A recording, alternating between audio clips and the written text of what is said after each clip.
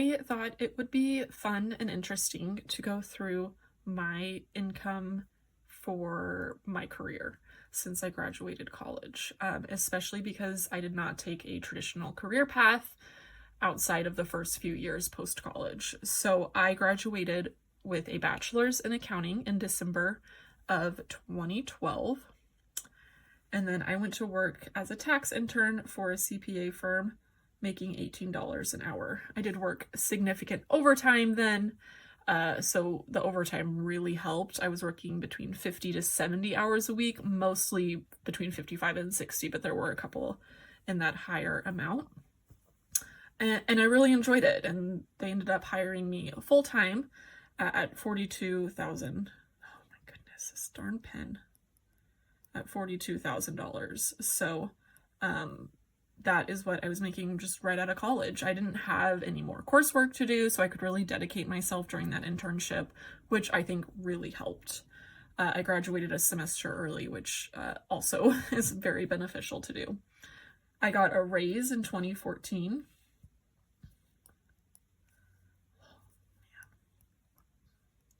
To $48,000 a year. I was still doing tax, I was doing accounting, I was doing some audit work, and it was just a really interesting time. I really enjoyed that. And then in 2015, in June of 2015, I moved across the country. So I left this job in June, and then I started working at a new firm in August. So at the new firm, I was making $52,000 a year. I had 3 job offers.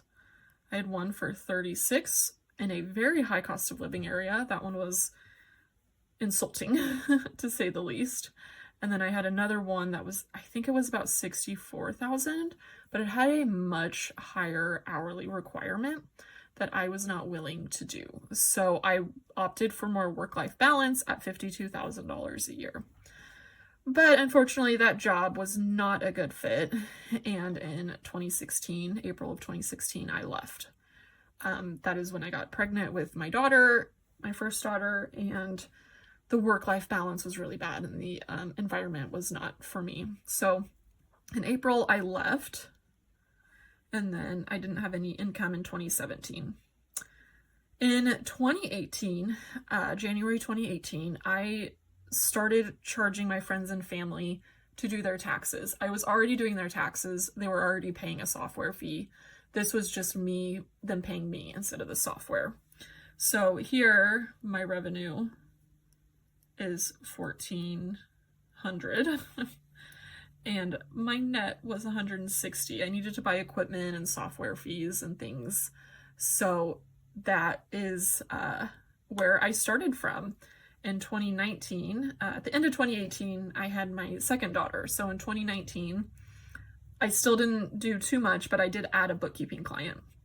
So my revenue and net increased a lot. $7,400 in revenue, $4,300 in profit. My main job during this time was being a mom and taking care of the home and taking care of the kids.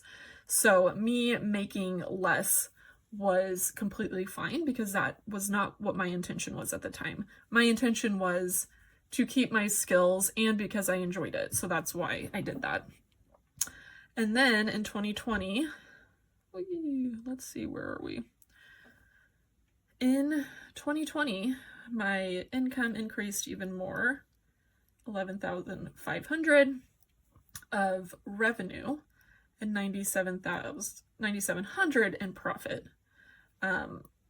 In February of 2020, I also started working full-time. I was making $51,000 a year as an accountant. I was an accountant by day and an accountant by night, which is probably the lamest thing you'll hear today.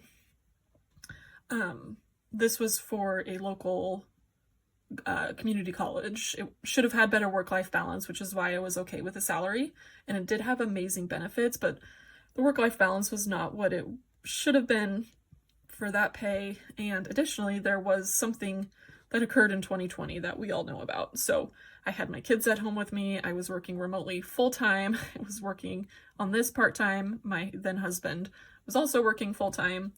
it was a hard couple of years.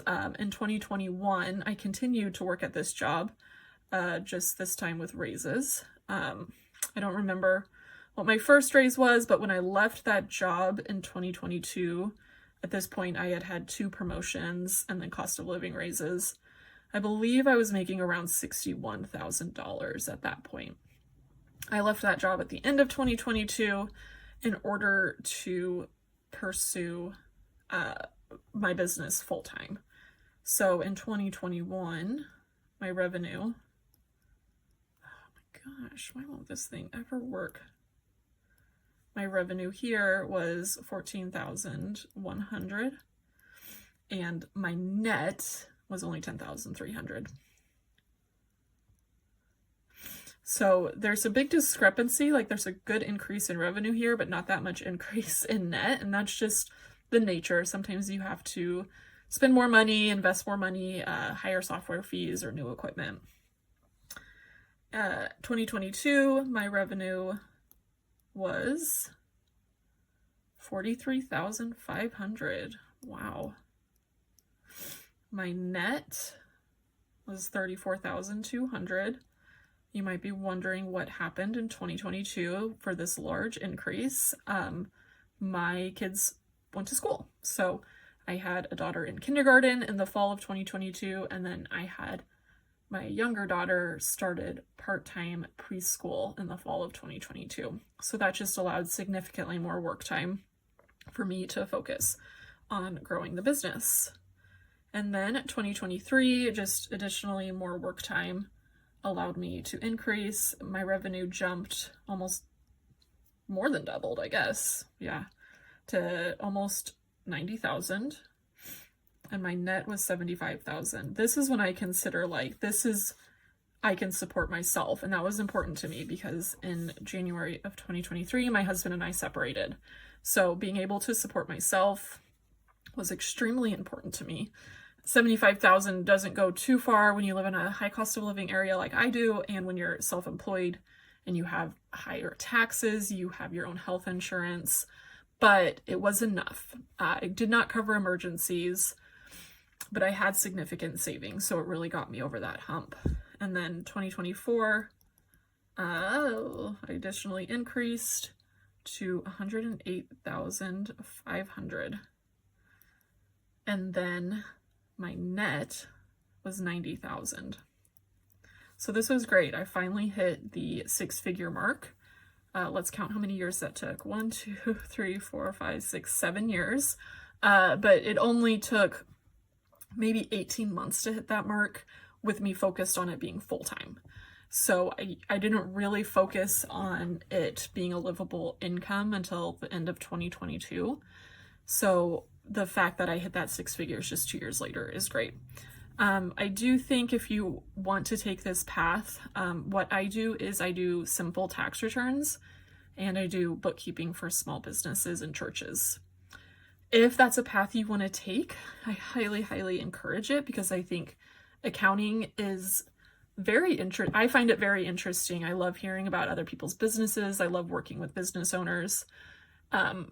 And additionally, it just clicks with me. So if you are the type of person who is considering accounting and you think you'd be good at it, I highly encourage you to do it. But I will say my success is 100% due to these 2 years, to what I learned in that first CPA firm that I worked at.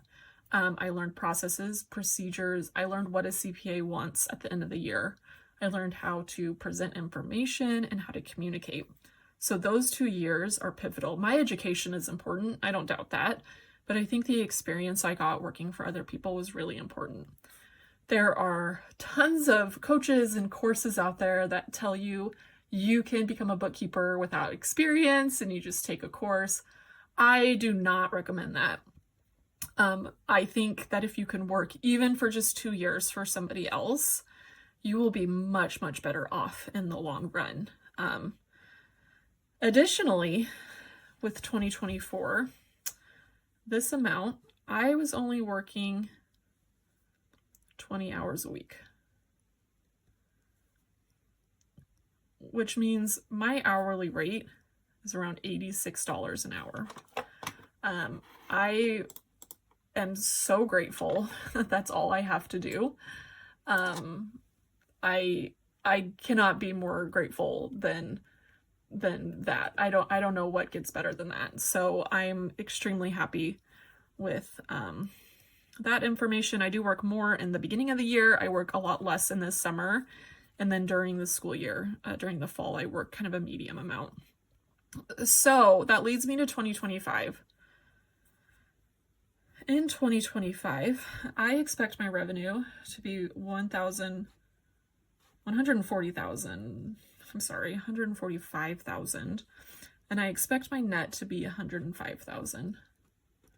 So I'm super happy with that, because now, right here, I hit 6 figures revenue, but here I hit 6 figures net, which is a much important metric. From this, about $15,000 is from taxes, doing people's taxes. And I only have about 35 or maybe 40 clients.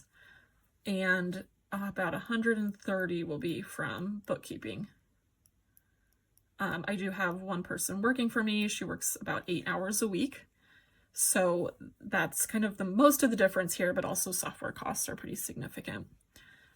Of this 105, I will pay myself $6,500 a month after taxes. My tax season bonus is going to be right under $10,000, and then I'll give myself a bonus at the end of the year for, I don't know, between $3,000 and $5,000. I'll just say $3,000. So if I do that math pretty quickly, that means I am taking home $91,000 right there.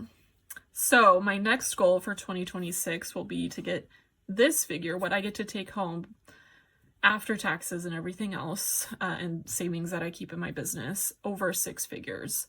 But I'm just trying to focus on 2025, increasing my bookkeeping revenue, which I'm on track to hit this goal, but that is always the goal. So if you are interested in accounting and you want to talk more, please comment, reach out to me. My email is chasingfi2025@gmail.com. I am very passionate about about the accounting industry. So if it's something that you're interested in, I would love to hear more, or give you advice, or do whatever I can.